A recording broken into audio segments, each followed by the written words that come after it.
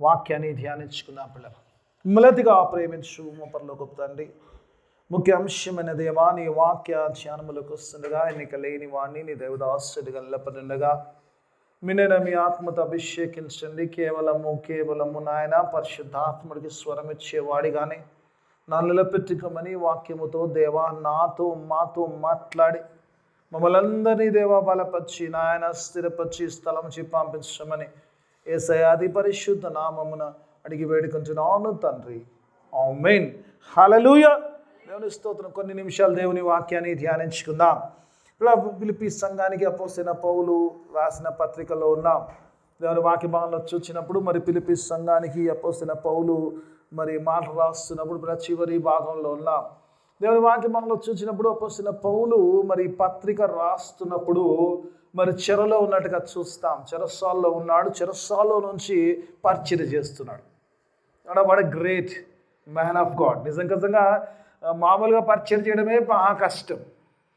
పరిచర్య చేసినాక చెరలో పెట్టినాక అసలు చేయడం ఇంకా కష్టం కదా. చెరలో పెట్టినాక అసలు పరిచర్య బయటకు వచ్చినా కూడా చేయాలంటే ఆలోచించాల్సిన పరిస్థితి.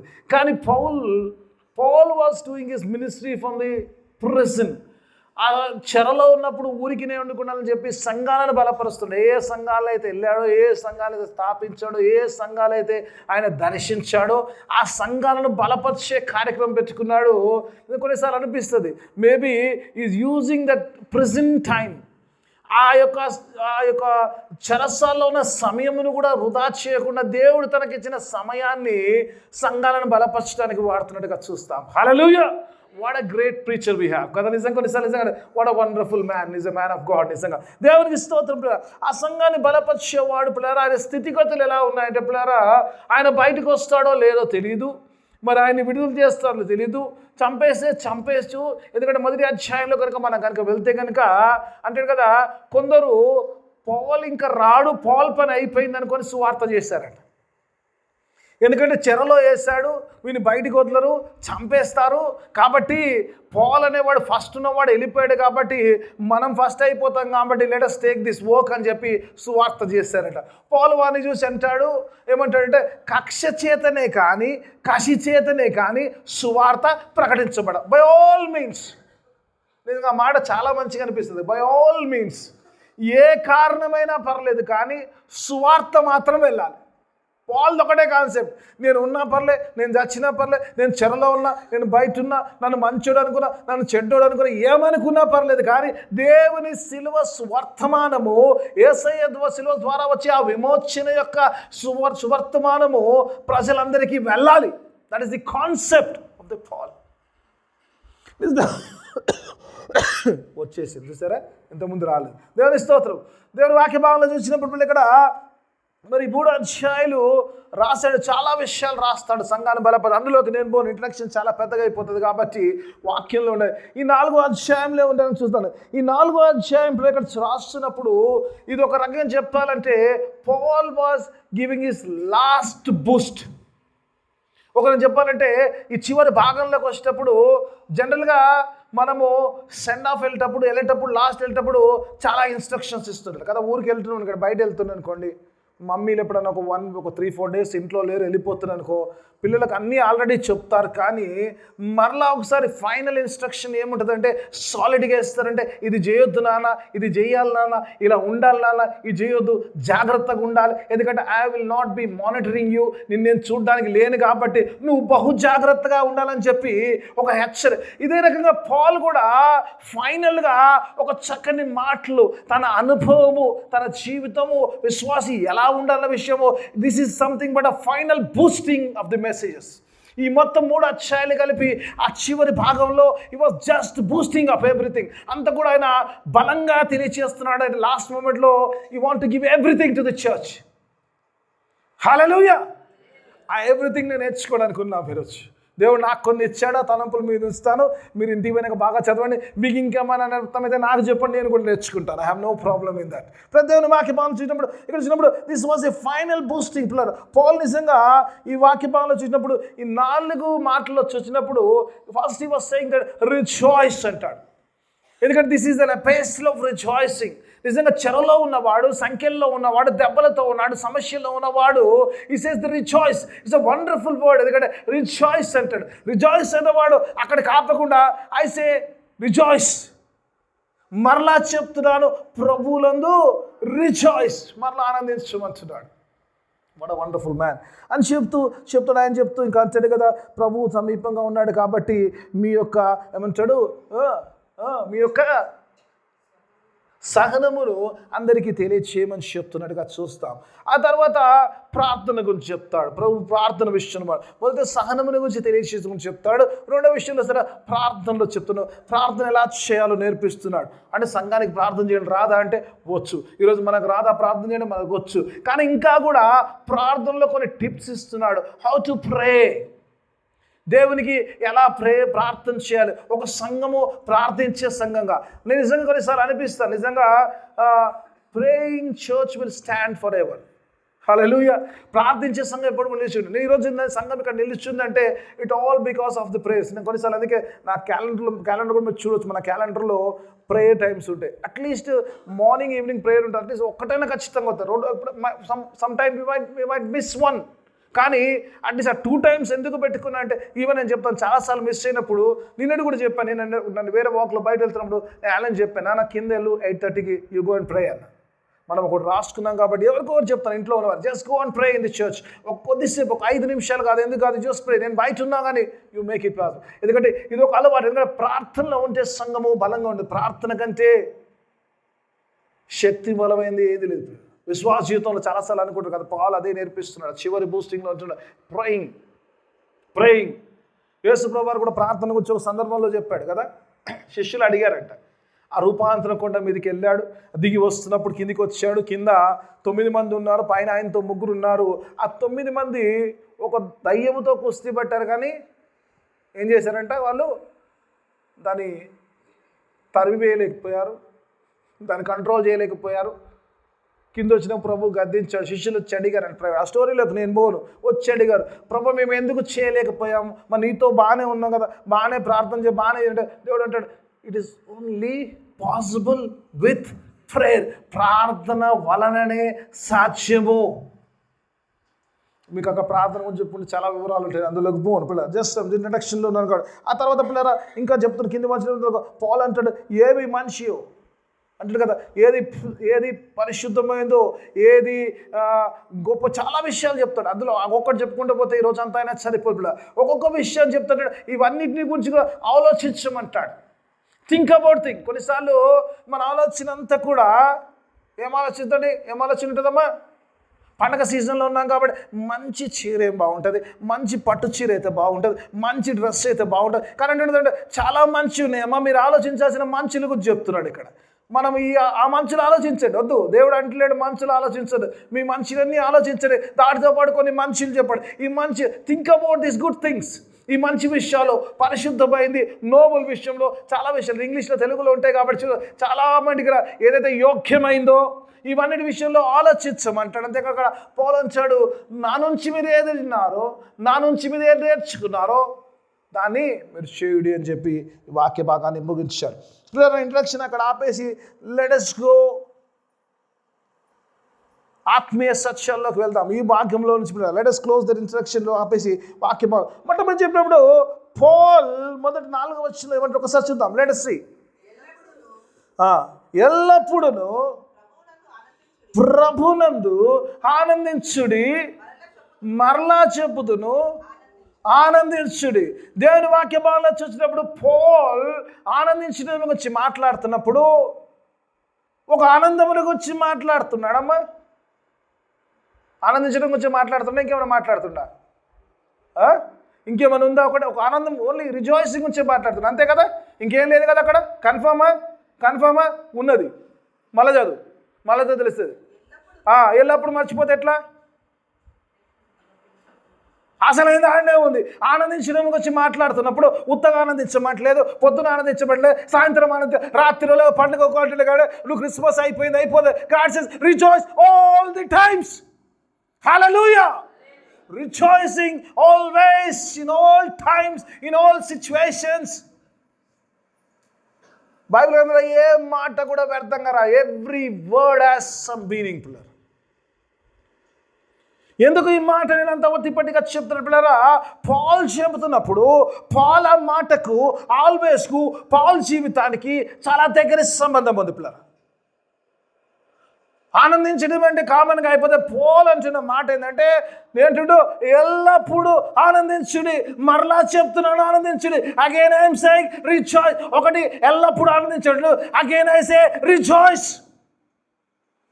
ఎందుకంటే పోల్ ఎప్పుడైతే ఈ మాట అంటున్నాడో ఆ మాట విషయంలో చూసినప్పుడు, ఆ మాటలో గమనించినప్పుడు పాల్ ఆనందించే పరిస్థితులు అక్కడ లేవు. ఉన్నాయా?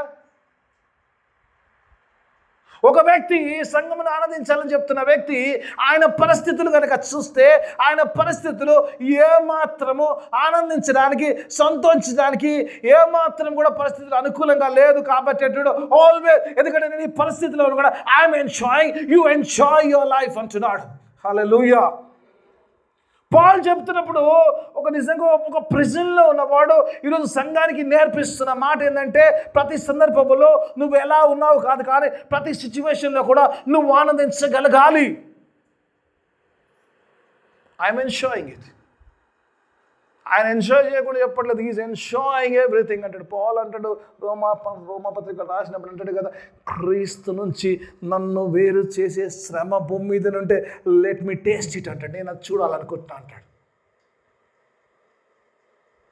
దేవుని వాక్యభావంలో చూసినప్పుడు పాల్ నిజంగా అలాంటి పరిస్థితుల్లో, ఆ పరిస్థితుల్లో ఎందులో కంచున్నాడు పిల్లరా. ఈరోజు చాలాసార్లు పిల్లరా, ఈ 23 అంతా 24లో ఏముందో మనకు తెలియదు, కానీ దేవుని వాక్యం మనం చాలాసార్లు ఈ పరిస్థితులు ఉంటాం, ఆనందించలేని పరిస్థితులు ఉంటాయి. పాల్ చెప్పే మాట ఏంటంటే సంఘానికి నేర్పించాలనుకుంటుంది ఏంటంటే పిల్లరా, నీ పరిస్థితుల మీద నీ ఆనందం ఉండకూడదు, కానీ నీ ఆనందము నీ విశ్వాసం మీద ఉండాలి. హల్లెలూయా.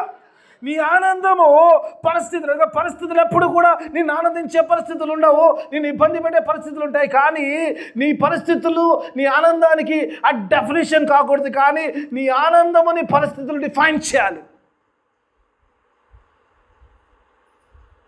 చాలాసార్లు మనం ఏమనుకుంటే పరిస్థితులను బట్టి మన ముఖాలు తెలిసిపోతాయి. మన సిచ్యువేషన్ ఏముంది, మన ఇంట్లో ఏముంది, ఇంట్లో సమాధానంగా ఉన్నామా, ఇంట్లో ఉన్నామా, పండుగ మంచిగా చేసుకున్నామా, ఆఫీస్లో హ్యాపీగా ఉన్నామా, everything depends upon the situations. ఒక నిజమైన విశ్వాసి, ప్రభులో ఉన్న విశ్వాసి దేవుల్లో ఉన్నప్పుడు పరిస్థితులు నీ ఆనందాన్ని డిసైడ్ చేయదు, కానీ నీ ఆనందము పరిస్థితిని డిసైడ్ చేయాలి. ఇది ఎలా చేస్తుంది అంటే పాల్ నేర్పిస్తున్నాడు. అక్కడ పాల్ నేర్పిస్తున్నాడు. ఏం నేర్పిస్తున్నాడు అంటే ఒకసారి చూద్దాం. ఏం ఆ కింద చదువుతుంది తెలుస్తాడు.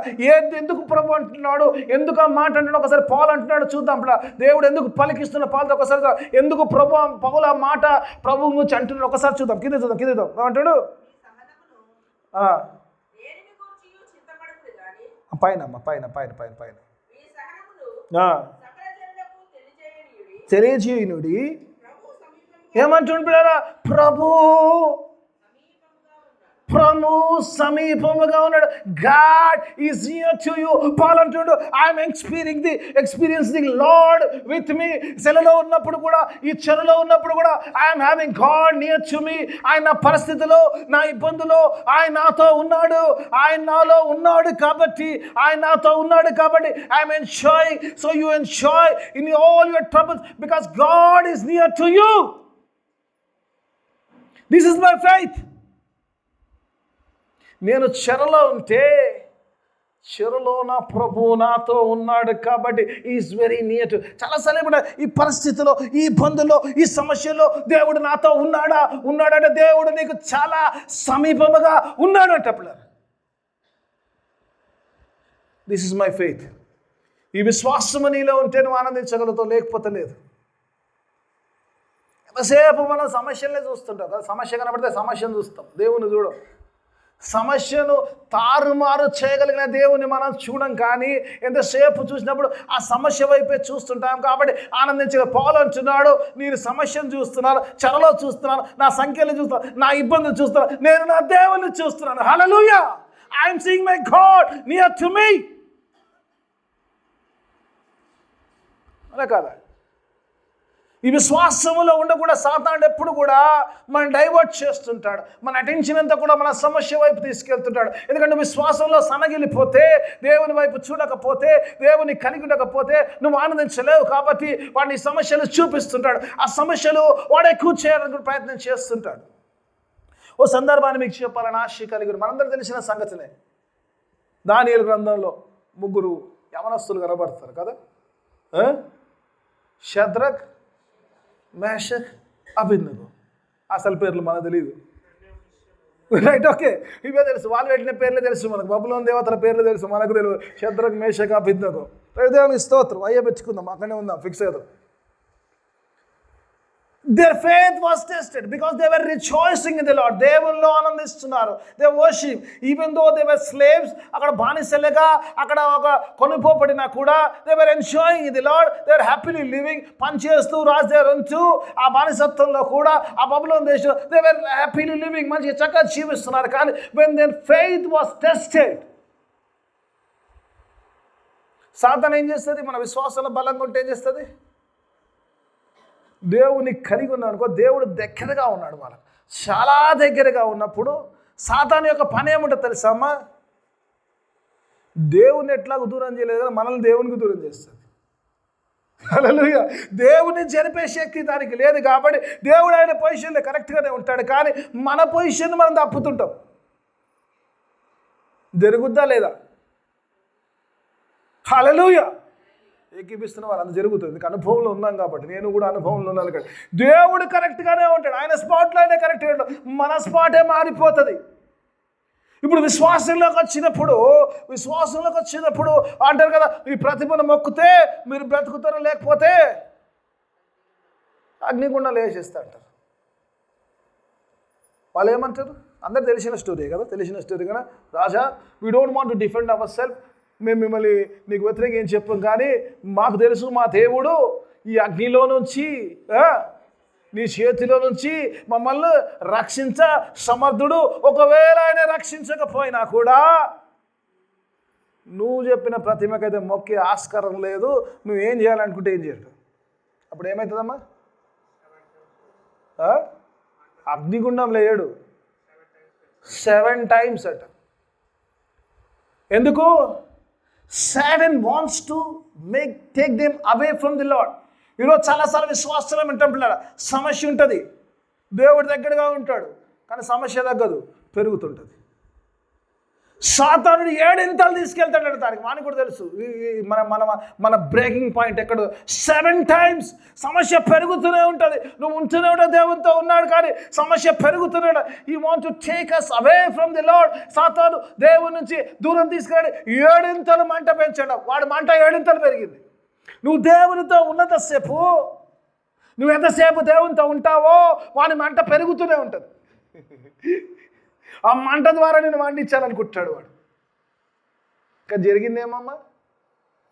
ఎప్పుడైతే తీసుకెళ్ళి వాడి మంటలో వేయాలనుకుంటే God was near to them. Hallelujah.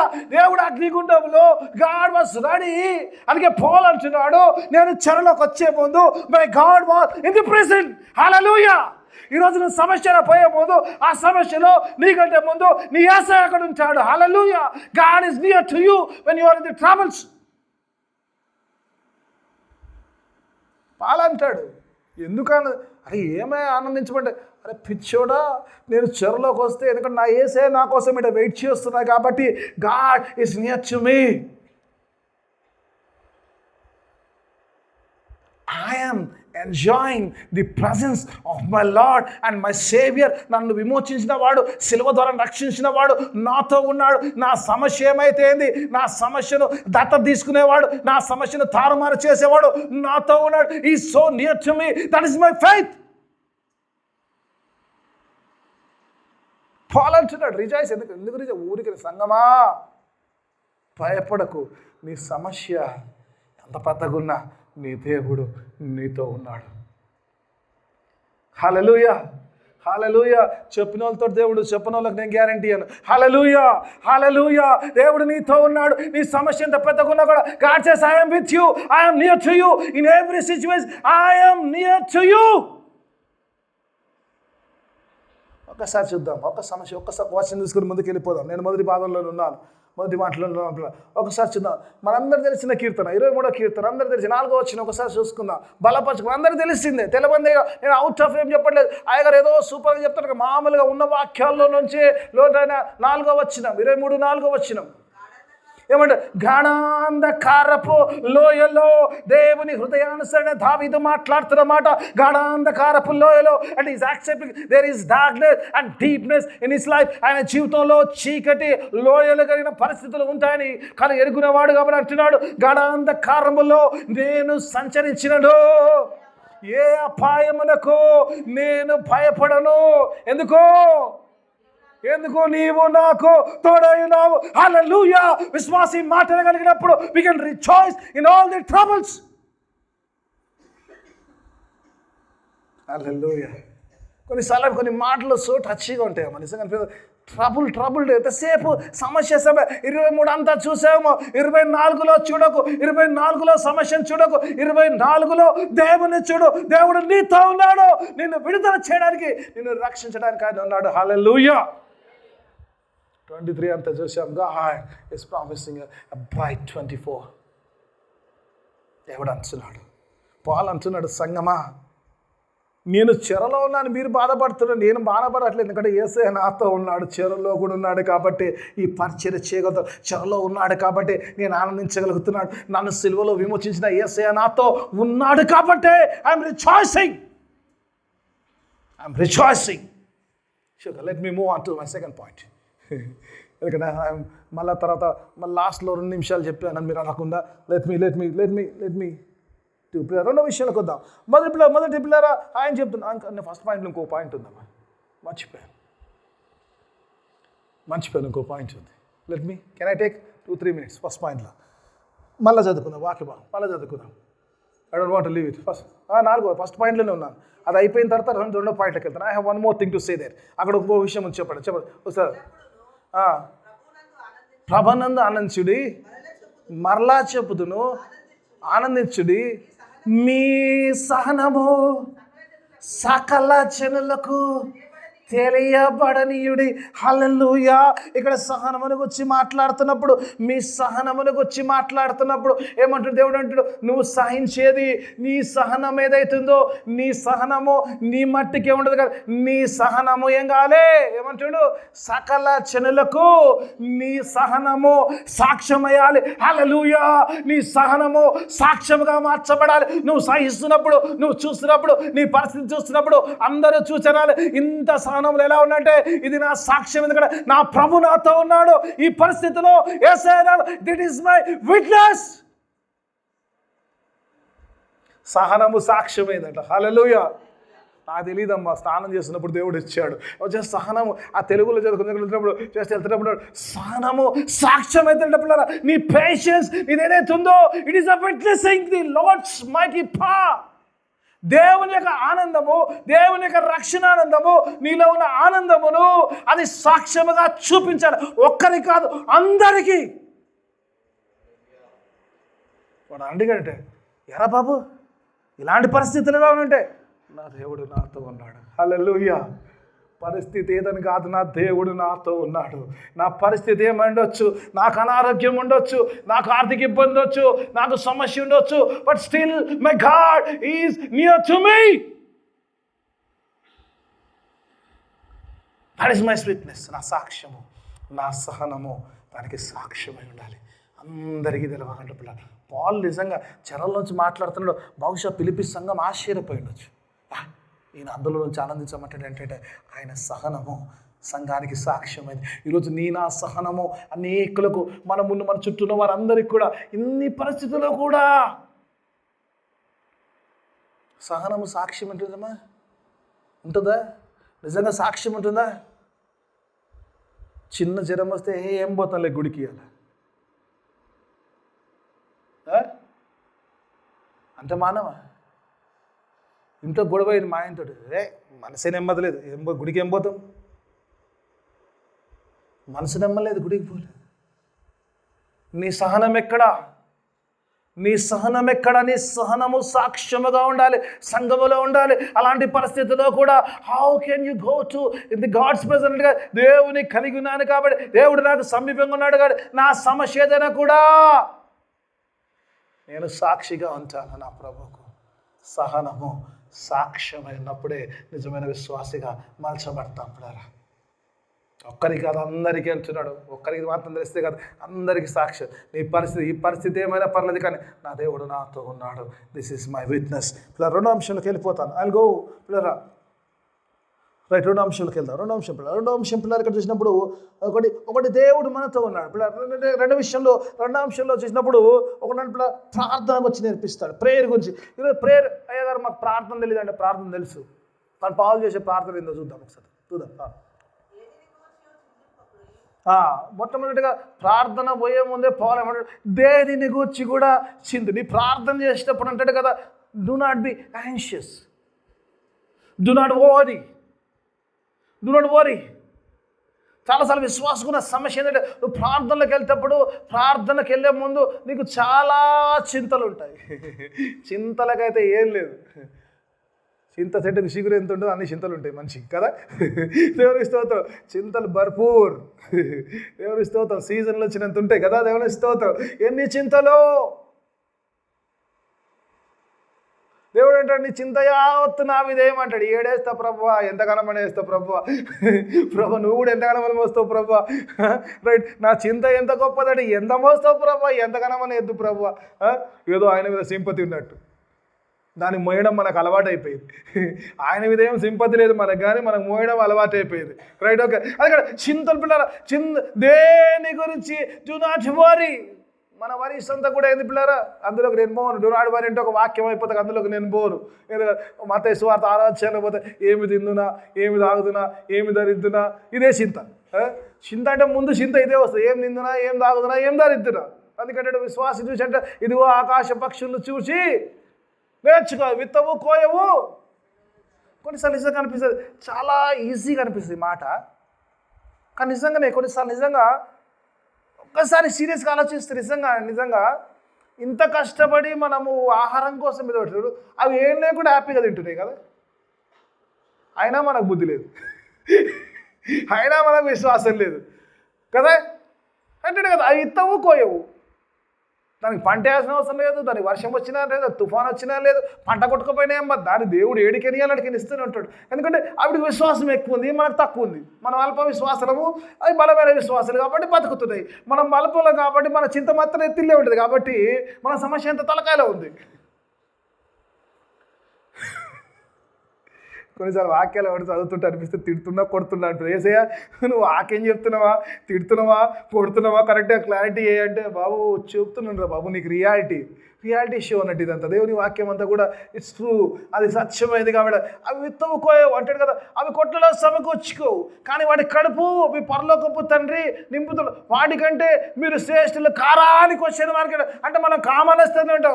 అవును ప్రభు, మేము శ్రేష్ఠులు మనం అనుకున్నా, యేసు రక్తంలో కడగబడ్డా, యేసయ్య నమ్మినా, ఆయన వెంబడించినా ఇంకా అనుమానం ఏమిటో నిజంగా వాటికంటే శ్రేష్ఠులమా కాదని అనుమానం. అందుకే చింతలు. అందుకే Paul says do not worry,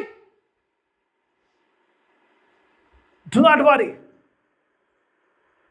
తర్వాత ఒక్కొక్క వర్డ్లో నిజంగా ఎంత ఉండండి అంత ఉంటుంది. ఒకసారి దేనిని గూర్చి కూడా, ఇంకోటి ఉత్త చింత, దేనిని గూర్చి కూడా. వాళ్ళు నిజంగా ఎంత క్లారిటీ ఇస్తారమ్మా. సగ చింత అంటే 1, 2 కాదండి, దేనిని గూర్చి కూడా. Do not worry about anything. Underline చేసుకోవాలమ్మా, ఎన్ని అండర్లైన్ చేసుకోవడం తెలియదు బైబిల్లో. కానీ ఏమంటాడు? కానీ ప్రతి విషయం, కానీ ఆ గానిలో ఉంది. మొదట నువ్వు ప్రార్థన చేసే ముందు మొదట నువ్వు చింత తీయాలి. చింత పెట్టుకొని ప్రార్థన చేయడానికి లేదు. నువ్వు ప్రార్థన చేసే ముందు you have to take out your worry. With your worry you cannot pray. Paul says you have to take out your worry before praying. Take all your worries out of your mind and then pray. చందన కానీ ఆ గానిలో ఉంది కథ అంతా. కానీ ఏమంటాడు? దేని విషయం చింతించొద్దు అంటాడు, ప్రతి విషయము. హల్లెలూయా. దేని విషయంలో చింతించదు, ప్రతి విషయంలో ప్రార్థించాలి. Hallelujah, what a wonderful prayer it is. ప్రార్థన నేర్పిస్తున్నాడు. ఏ విషయంలో చింతించదు, కానీ ప్రతి విషయంలో ప్రార్థన చేయాలి. చేస్తామా?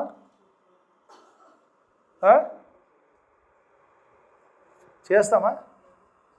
దేవా అది కావాలి ఇది కావాలి అంటే ఉడుకుతున్న మటన్ కోసం దేవా మటన్ ఇచ్చావు స్తోత్రం అంటావా? అనం కదా. వచ్చేసిన దానికి వచ్చి మనం ఎందుకు ప్రార్థన, రావాల్సిన దానికి వచ్చి ప్రార్థన చేస్తాం. మనమంతా ఏది రావాలో దానికి వచ్చి, అందుకే అంటాడు ప్రతి విషయములో every word has a deeper meaning. Paul says do not worry about anything and pray for everything. ప్రతి విషయములో ఏమంటాడు?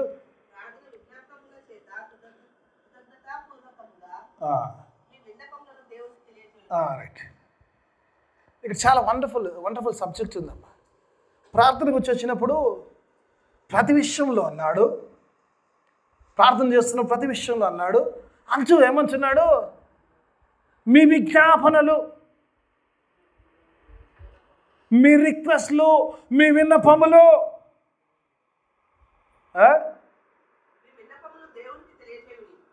మీ విన్నపములు దేవునికి కాదు, కృతజ్ఞతాస్తుతులతో ఆయనకు తెలియజేయడు. కృతజ్ఞత లేకుండా ఇదే చేస్తుంటాం మనం. లతమ్మ కరెక్ట్నే చదివింది, ఎందుకంటే అందరం అదే చేస్తుంటాం. ఎందుకంటే ఎంతసేపు నువ్వు కరెక్ట్ తప్పలేదమ్మా, ఎందుకంటే మనం అదే చేస్తుంటాం. నేనైనా కూడా అదే. ఇప్పుడు ఎంతసేపు దేవునికి అది కావాలి ఇది కావాలి, అదైంది ఇది చేయి అది చేయి ఇది చేయి ఇక్కడే ఉంచుంటాం. కానీ ఓన్లీ విజ్ఞాపనలు, only applications, only request, only prayer రిక్వెస్ట్లే ఉంటాయి. కానీ there is no thanks in that. దేవుని వాక్యభాగంలో చూసినప్పుడు అక్కడ చూసినప్పుడు పాల్ అంటున్నాడు, when you're praying start learning to thank God. Paul is not saying that don't ask anything. Paul అంటలేడు అక్కడ ఏం అడగొద్దు అంటలేడు. అడుగు, నీకు కావాల్సిన అడుగు దేవుణ్ణి. ఆల్ రిక్వెస్ట్, ప్రతి విషయంలో ప్రార్థన చేసేవాడు ప్రతి విషయంలో దేవుని అడగమంటాడు. అడగొద్దు అంటలేడు. అడగొద్దు అన్నాడు అమ్మ, అడగమన్నాడు అంటే అడగొచ్చుగా. ఎస్, ఈరోజు మొదలు పెడితేగా, ఫస్ట్ నుంచి మొదలు పెడితేగా అడుగుడు. నువ్వు కూడా అనుకోవాలి, ఎందుకు చెప్పించిన వాక్యం ఇంత ఎందుకు చెప్పించిన అనుకోవాలి. సంఘం అట్లా అడుగుతుంది. ఇక రైట్, అడుగుడి మీకు రైట్ ఓకే, ఇది పట్టుకొని అడగండి. రోజు అడిగేటప్పుడు ఈ మాట చెప్పండి, దేవుడు మర్చిపోగలడు. పుస్తకం అడుగుడి మీకు ఇవ్వబడుతుంది. అయ్యా నా కోసమే రాసినావు, అడుగుతున్నా ఈ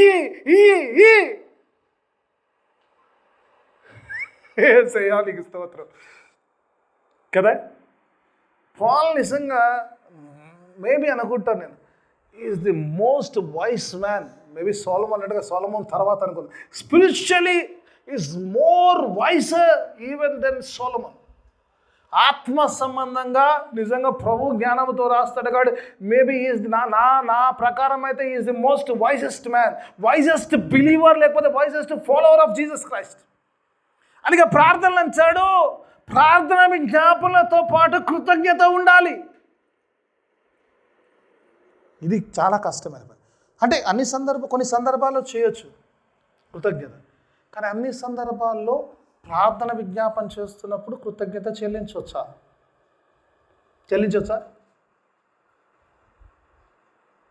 మీరు నేను చాలా సీరియస్గా ఉంది, నాకు హెల్త్ ఇష్యూ ఉంది అనుకో, నేను ప్రార్థన చేస్తున్నాను అనుకో, how can I thank God? I can say only my problem, అంతే కదా. బట్ పాలేంది ఇట్లా అంటున్నాడు? అందుకని ఆయన మనకంటే జ్ఞానం అన్నాడు. అందుకైనా మనకంటే తెలివైనవాడు. ఎందుకు పిల్లరా, ఎందుకు థ్యాంక్స్ చెప్పాలి చెప్పండి? ఎందుకు? ఓ రీజన్ చెప్పండి అమ్మా. ఎనీబన్? నేను I was just asking God. నేను నిజంగా ఆ ప్రేయర్లో ఉన్నప్పుడు I was asking God, how can we thank God when we are in the troubles? జనరల్గా ప్రార్థన ఎప్పుడు చేస్తాం మనం? మంచిగా ఉన్నప్పుడైతే చేయము, సమస్యలు ఉన్నప్పుడే ప్రార్థన ఎక్కువ చేస్తాం. ఈ సమస్యలలో మళ్ళా కృతజ్ఞత ఎడికేం చెప్పాలి ఎస్ఐ కదా. సంతోషంగా ఉన్నప్పుడు ప్రార్థన, దేవా దినం ఇచ్చిన నీకు స్తోత్రం, దినమంతా కాపాడు, ఆమెన్ అయిపోయింది. ఇంకేముంటుంది? స్తోత్రం అయిపోయింది, ఆమెన్ అయిపోయింది, ఇంకేం లేదు అక్కడ చెప్పడానికి. Real prayer, real bending of నీ ఎప్పుడు వస్తుంది? సమస్య ఎంత ఉంటే కళ్ళకి నీళ్ళు వస్తాయి, ప్రార్థన పెద్దగా అవుతుంది. ఏసే ప్రార్థన ఎట్లంటే ఇంటవా సస్తావా అన్నట్టు ఉంటుంది ప్రార్థన. ఇంటవా సస్తావా, నీ కర్మ చీనాల్సిందే ఇప్పుడు నేను చెప్తున్నాను అంత ఉంటుంది. ఇప్పుడు అలాంటి సమస్యలో ఎలా, how can we thank God? అందుకే పౌలు చెప్తాడు ప్రార్థనలో విజ్ఞాపన ఉండొద్దు అంటాడు. He says you can have your requests, nothing wrong in that, you can have your requests, but you need to add thanks to that. కృతజ్ఞత దానికి జోడించాలి. ఎలా జోడించాలంటే, ఎందుకు జోడించాలి, ఎలా జోడించాలంటే పిల్లరా, ఈరోజు పిల్లరా ఇప్పుడు ఒక వ్యక్తిని మనము అడగాలంటే ఆయనతో మనకి ఏదైనా రిలేషన్ ఉండాలి కదా. ఆ శిలువ రక్తము ద్వారా ఆయనను అడిగే రిలేషన్ ఇచ్చాడు. You should thank for that salvation. తండ్రి నువ్వు అడగడానికి అంటే ప్రభు అంటాడు కదా, నా నామం పేరిట మీరు ఏది అడిగినది ఆయన ఇస్తాడంటాడు. ఆయన చిత్త ప్రకారం నీకు ఇస్తాడంటాడు. ఒకవేళ నువ్వు if you ask according to the God's will, he will grant you everything. ఆయన చిత్త ప్రకారం ఇది. అందుకే పిల్లరా ఈరోజు సమస్య గురించి కృతజ్ఞత నువ్వు ఎలాగో చెప్పలే. అయ్యా నాకు రోగం వచ్చింది థ్యాంక్స్ అని నువ్వు చెప్పలేవు. కానీ నువ్వు ఆయన ప్రార్థించడానికి దేవుడు నీకు ఇచ్చిన ఆధిక్యతను బట్టి, ఆయన తండ్రి అయిన అబ్బాను పిలవడానికి యేసు రక్తము ద్వారా నీకు ఇచ్చిన ఆధిక్యతను బట్టి మొదట ఆయన కృతజ్ఞతాస్తుతులు చెల్లిస్తూ దెన్ పుట్ యువర్ రిక్వెస్ట్. ఎలా చేయాలంటే ఇలా చేయాలి. ముందు దేవుని ఇదేమనైనా, అయ్యా నీ సన్నిధిలో రావడానికి నాకు అర్హత ఇచ్చావయ్యా, నీ సన్నిధిలో నిన్ను తండ్రి అని పిలిచే ఆధిక్యత ఇచ్చావా, యేసు రక్తములో పరిశుద్ధుని సన్నిధిలోకి పరిశుద్ధంగా రావడానికి నువ్వు ఇచ్చిన ఆధిక్యత బట్టి దేవానికి స్తోత్రమునైనా, నా సమస్యనైనా నా సమస్యని నువ్వు అడ్రస్ చేయనని ప్రార్థన చేయి. That is the way of praying. Paul is teaching us. Be thankful before putting any of our requests in front of God. ఎప్పుడైతే ఇది చేస్తే, పాల్ ఎక్స్పీరియన్స్ చెప్తున్నామో, ఎప్పుడైతే ఇది చేస్తామో ఒక వండర్ఫుల్ వర్డ్ ఇచ్చాడు అక్కడ. ఏమంటుండో సార్, ఏమంటుండో కింద చదువుకుందాం అంటుండో. ఎప్పుడైతే మనం ఇది చేస్తామో ప్రార్థన, నా సమయం అయిపోయింది, ఇంకా ఇంకో అంశం ఉంది పిల్లల. ఎప్పుడైతే ఇది చేస్తామో ఏం జరుగుతుందో చూద్దాం పిల్లల. ఏమంటాడు, ఎప్పుడైతే నువ్వు చేస్తావో అప్పుడు. ఎప్పుడు చేస్తావు? ఎప్పుడైతే నీ కృతజ్ఞతతో నీ రిక్వెస్ట్లు, నీ యొక్క చింతను విడిచిపెట్టి కృతజ్ఞత తెలియజేసి దేవునికి రిక్వెస్ట్ చేస్తావు, అప్పుడు సమస్త జ్ఞానమునకు మించిన దేవుని సమాధానము యేసు క్రీస్తు వలన మీ హృదయములకును మీ తలంపులకును కావలియుండును. హల్లెలూయా. ఎప్పుడైతే నువ్వు కృతజ్ఞత చెల్లిస్తావో, ఎప్పుడైతే విశ్వాసంతో రిక్వెస్ట్ పెడతావో, నీ హృదయానికి నీ తలంపులకు యేసుక్రీస్తు వారి ఆ సమాధానము కంచెగా ఉంటుంది. ఎందుకంటే నువ్వు ప్రార్థన చేసినప్పుడు, నువ్వు కృతజ్ఞత చెల్లించి ప్రార్థన చేసి విశ్వాసం ఉన్నప్పుడు నీ మైండ్కు కంచె వేయలేదనుకో, సాతాను పక్కన ఏమైంది, మీ దేవుడు ఏం చేసినట్టు పడిపోతావు. God will guard your hearts and your minds. Security guard ఎట్లా అవసరమో నీ మైండ్కు దేవుని ఆత్మ ఆ గాడేయకపోతే సాతానుడు ఏ విశ్వాసముతో అయితే నువ్వు ప్రార్థన చేశావో, ఏ విశ్వాసముతో అయితే నువ్వు చింతను విడిచిపెట్టావో, ఏ విశ్వాసంలో అన్ని విషయాల్లో ప్రార్థన చేస్తున్నావు, ఏ విశ్వాసంతో అయితే కృతజ్ఞతలతో నీ యొక్క రిక్వెస్ట్లు పెడుతున్నావో, దేవునికి అవి పెడుతున్నావో, అప్పుడు అందులో నువ్వు పడిపోకుండా ఆయన సమాధానము, ఆయన కంచె నీ మనసుకు, నీ యొక్క మైండ్కు అది ఉంచబడుతుంది. హల్లెలూయా. నువ్వు అటు డివైడ్ కాకుండా దేవుడిని నన్ను స్టేబుల్గా ఉంచుతాడు. God will guard your hearts and your minds. చివరంశంలోకి వచ్చేస్తాను ఇప్పుడు దేవుని వాక్య భాగం చూసినప్పుడు. చివరంశంలో చూసినప్పుడు పాల్ ఇక్కడ మాట చెప్తున్నాడు. ఎందుకంటే తర్వాత చదువుకో, తర్వాత వాక్యంలోకి వెళ్ళిపోదాం పిల్లలు. లెట్స్ గో పిల్లలు అంటాడు. తర్వాత ఏ యోగ్యత అయినను ఏ మెప్పైనను ఉండిన ఎడలా, ఏది సత్యమైనను, ఏది మాన్యమైనను, ఏది న్యాయమైనను, ఏది పవిత్రమైనను, ఏది రమ్యమైనను, ఏ ఖ్యాతి గలవో వాటి మీద ధ్యానముంచమంచుండు. పాలు చెప్తున్నాడు. ప్రార్థన అయిపోయింది. నీ జీవిత విధానం అంటే ఏది పరిశుద్ధమైందో, ఏది కరెక్ట్ అయిందో అది నువ్వు దాని గురించి ఆలోచించాలి. నీ ఆలోచనలు అలా ఉండాలి. నిజంగా పాపంలో పడిపోయే సిచ్యువేషన్ వచ్చేటే నా దేవుడు పరిశుద్ధులను పరిశుద్ధంగా ఉన్న మన యేసు రక్తంలో పరిశుద్ధిగా చేసిన I cannot do. You have to think about your holiness. ఏ పరిశుద్ధత దేవుడు ఇచ్చాడు దాని గురించి, ఏది సరి అయిందో ఏది కాదో ఆ విషయంలో నీ మైండ్ ఉండాలి. పిల్ల ఒకవేళ ఏదైనా తప్పు చేయమన్నారంటే ఇది నేను చేయకూడదు, ఎందుకంటే నా దేవుడు it is not right in my God's eyes. ఒక్కో దాని గురించి చెప్పుకుంటే సమయం సరిపోదు పిల్లలు. వాటి మీద ఆలోచన ఉండాలి విశ్వాసికి. ఈ ఆలోచనలు కాకుండా పాలు ఒక మాట చెప్తాడు చివరిగా, అది చెప్పి ముగించేస్తాడు. ఏదైతే పాల్గొని చెప్తాడు కింద వాక్యం రా, అది చెప్పేసి ముగించేస్తాను. సమయం అయిపోయింది, చెప్పేసి ముగించేస్తాను పిల్లలు. చూద్దాం చివరి వాక్యం 9వ వచనం. మరియు మీరు నా వలన, ఈ అన్ని చెప్తున్నాడు అంటే నా వలన మీరు ఏమి నేర్చుకున్నారో, ఏది అంగీకరించారో, ఏది నేర్చుకున్నారో, దేన్ని ఒప్పుకున్నారో, నా యందున్నట్టుగా ఏమి విన్నారో, నా గురించి ఏమి విన్నారో, ఏమి నేర్చుకున్నారో, ఏమి అంగీకరించారో, ఏం చూశారో, ఇవన్నీ చెప్పుకుంటే వాటి కష్టం.